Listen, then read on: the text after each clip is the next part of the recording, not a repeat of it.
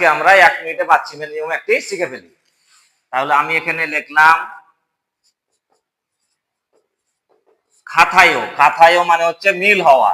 তাহলে খাতায়ও কেন বলছি, নিচে একটি সিঙ্গেল বাচ্চিম আছে, উপরে যদি ইয়ং থাকে তাহলে নিচের বাচ্চিমটাকে উপরের অবস্থানে বসিয়ে উচ্চারণ করব। এখন যদি আমি লিখি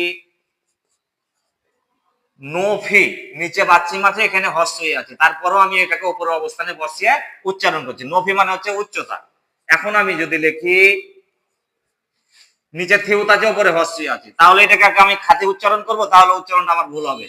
তাহলে এটাকে কি বলবো, খাচ্ছি বলবো। খাচ্ছি কেন বলবো, তাহলে বাচ্চিমে যদি দ্বিগুত থাকে তাহলে জিউত, তারপরে বাচ্চিমে যদি জিউত থাকে তারপরে ছিউত, বাচ্চিমে যদি থিউত থাকে তারপরেও ছিউত।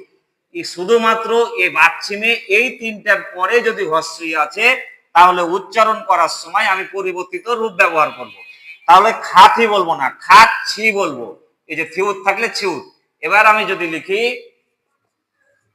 ফুথিদা বলবো, ফুথিদা বলবো, তাহলে ভুল হবে। কি বলবো, ফুচিদা বলবো। কেন, নিচে থিউত পেয়েছি, তারপরে হস্যই পেয়েছি, এই জন্য আমি পরিবর্তিত রূপ ব্যবহার করব।